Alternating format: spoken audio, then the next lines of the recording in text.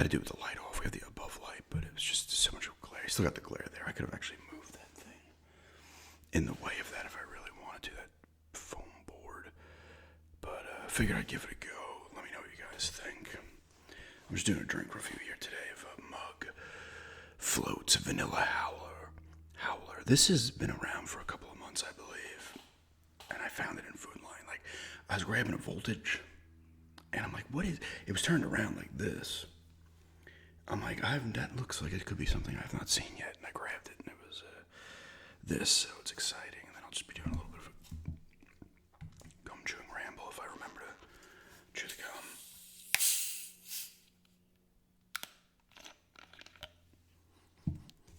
Strong taste. A smell. Oh my God.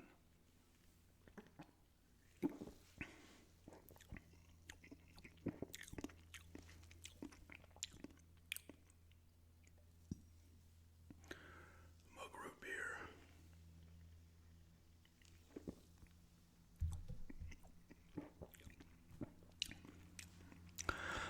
I'm trying to get a read on this.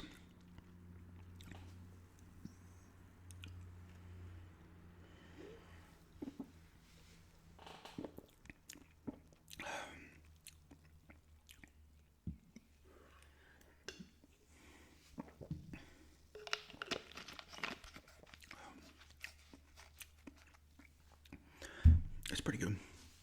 It's got that vanilla in there. And your mug root beer taste, but there's like almost a little bit of a strange aftertaste in there as well.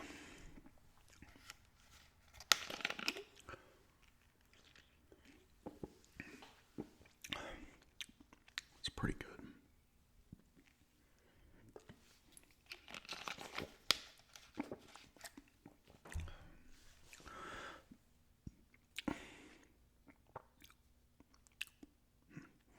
You know what, I forgot. I just remember this now.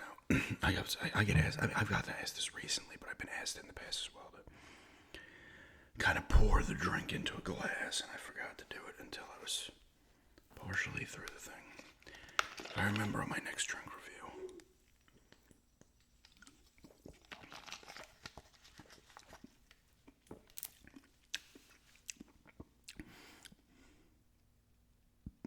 I'm gonna go with 7 on this. It's pretty decent. It's a decent blend. The root beer taste I'm getting more of.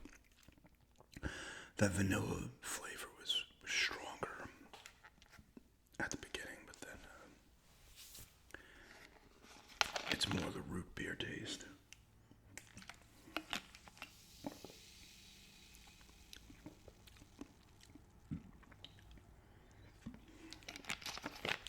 It's not bad though. Go with 7 out of 10 on this. I'll keep drinking it. Just ramble here. We did like I said, I'm filming on the table that the TV is on.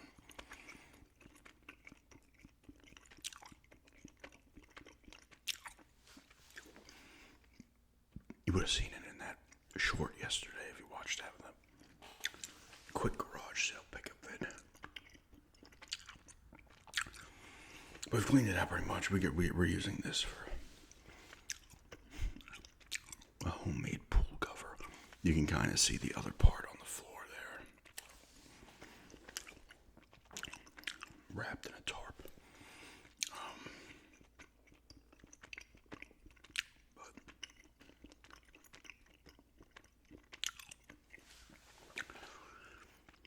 We did get to the dump too yesterday. And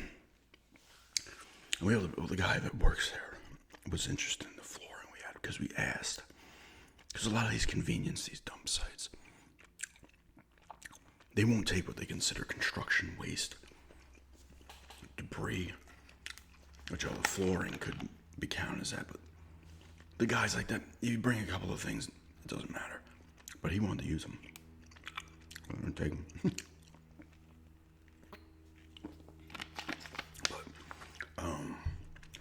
So we have another box of some that was left here from the previous owners, and then some other wood we'll bring down next Friday. The dumpster was full there, though. We had some stuff. I had to kind of put it in. strategically. But you bring your cardboard, you can bring plastic there too. They got like the recycling sections as well. It's like a 6-minute drive from here.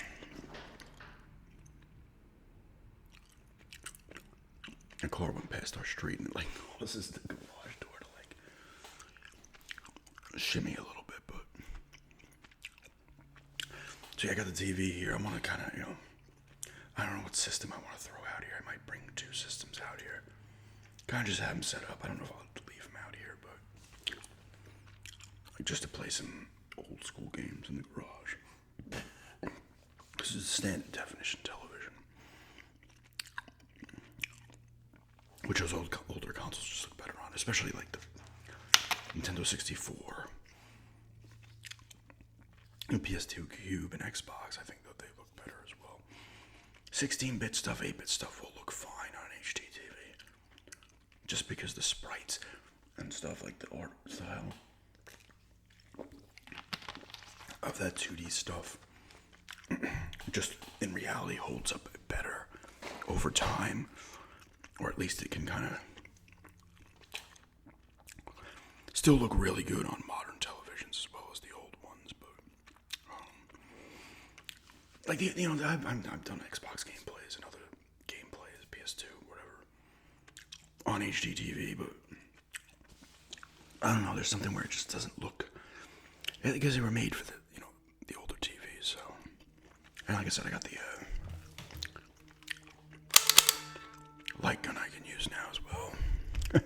I do have duck on.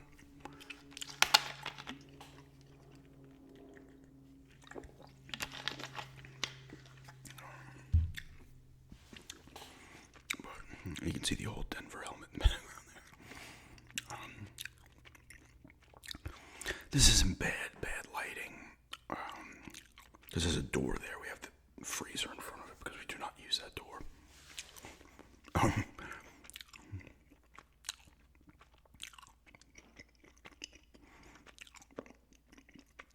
But it's not terrible. There was such a nasty glare from the overhead light. I was like, that's not gonna work. But during the daylight, there's enough. There's 4 windows, little windows on the top of the garage door, so you'll get pretty good light in here. So just figured I'd try a new spot, see how it is,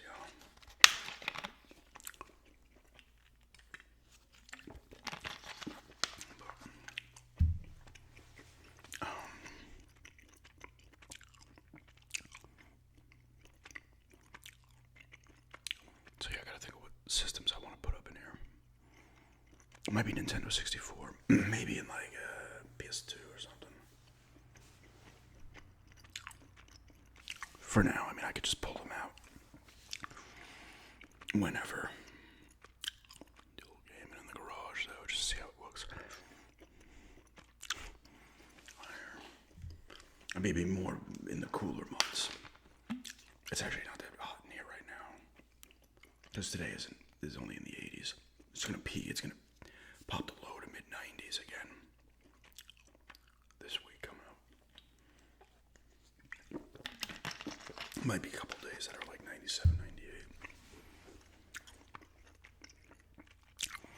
So, peak day, it's gonna be hot as hell in here. I was using a treadmill yesterday, and it was last night, and it was pretty gross, actually. But doesn't matter. I just want to do like a good 35, 40 minutes. I had the incline up to I think it was at 6 or 8, or I had it at 6 and I bumped it to 8, and I was doing 3. I was doing anywhere between 2.8 and 3.6, because I'll just move it up periodically or down.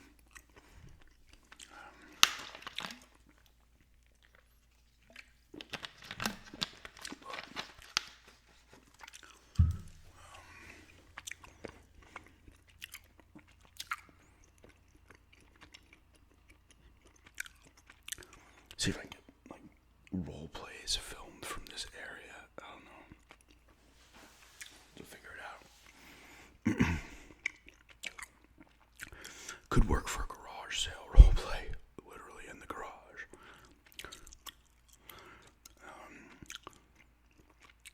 With a background of a bunch of junk, workout equipment, and stuff on the shelves, but maybe.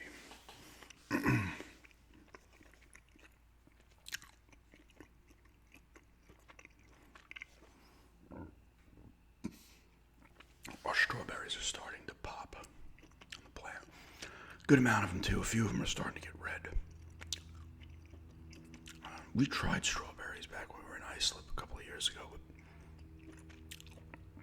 the plants were not growing. We've got a decent amount of tomatoes so far, but I've talked about this in previous videos. That, like when they're in the greenhouse, like there's these like mites or something, aphids or some shit on them, on the jalapeno and the tomatoes, and they kind of were like drooping. They were growing, but took them out, and even still, they're kind of not. We've gotten a good amount of tomatoes still, but I feel like once this first batch of tomatoes, like any new flowers that are popping off, these are just dying now. We've seen a few bees, but they're not hanging out in the backyard to pollinate. I don't know if it's just what it is, but the jalapeno is actually doing better now. And the strawberry plant was not affected for some reason. The bugs were not on that. The herbs were doing real well at first, and now they're starting to kind of die, but we have 3 in like one planter, so it's possible that now they're just trying to, walk away after the same nutrients or whatever.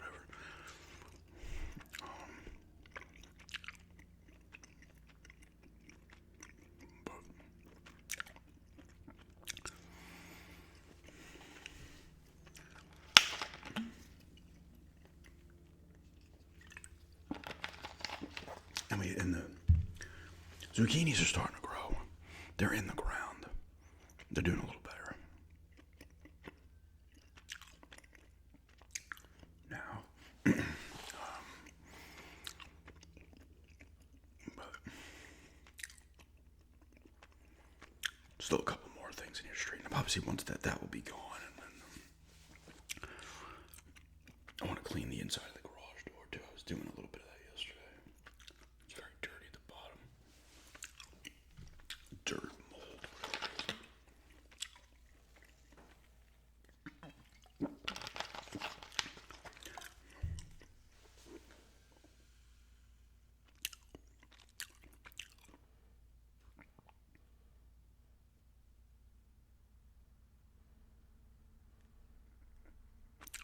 I don't know what that is. She might be doing something else. I thought maybe it was the thing at first, the freezer, but we started watching that show, Widow's Bay. It's good so far. It's about like this island in New England. Island town. And it's like really haunted, and the mayor is like trying to get it more touristy and stuff.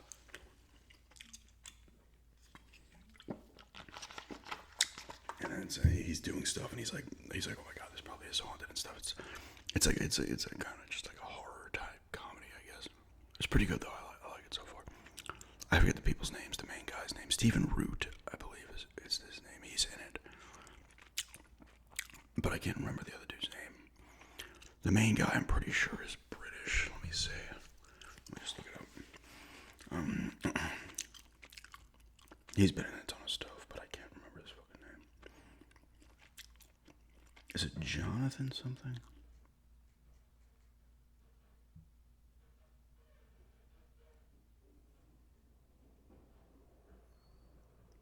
No, that's the water.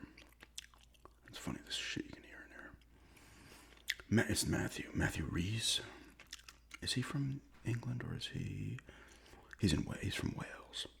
The UK, but not England. He's from Wales. Stephen Root and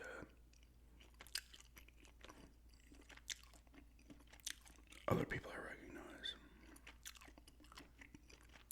But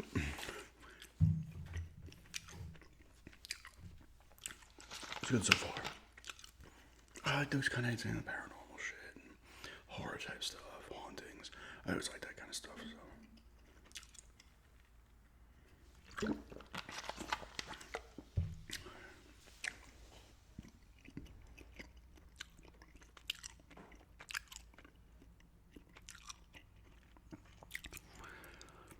Another week of fits coming up. I'm filming this Sunday for Monday. And then, more to come. I gotta get a little ahead of the game for when we go to New York.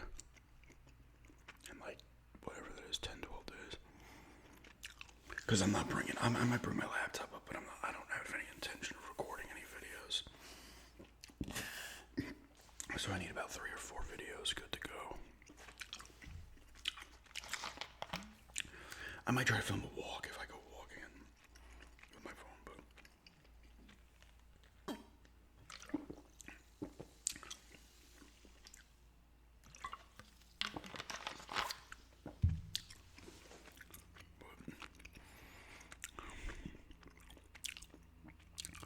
maybe tomorrow or Tuesday I'll hook up one of the consoles in here and screw around. But more to come as always. It was good to get to the garage house again yesterday, but there was nothing doing. Like, there was not a hint of anything game related.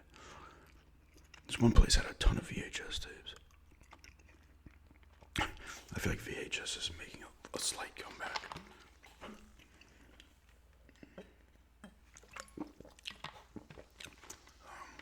And some DVDs there. A bunch of other stuff. But yeah, the thing where I got the Broncos thing from was just a lot of random stuff. And went to a few other ones. There's just nothing. I was like, well, no games, not a hint of a game.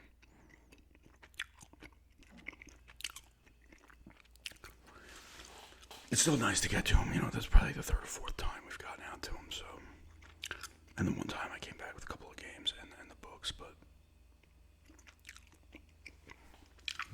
it's still been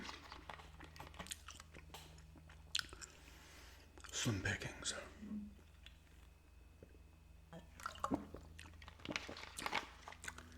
Well, I did sell the, was it Battle Station Specific? I think I ended up making like, I sold it for $13.99, free shipping. It cost me $2. The shipping was gross. It was almost $6. I gotta start charging like $1 or $2 to ship just to, because the shipping costs just keep going up. They have been for a couple of years now.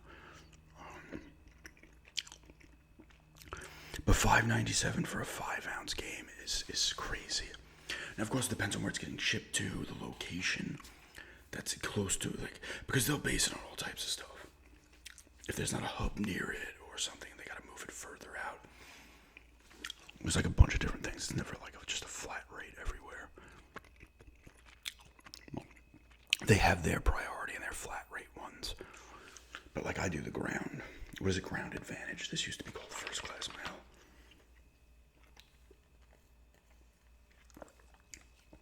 That's the freezer. The $5.97 against the $13.99 thing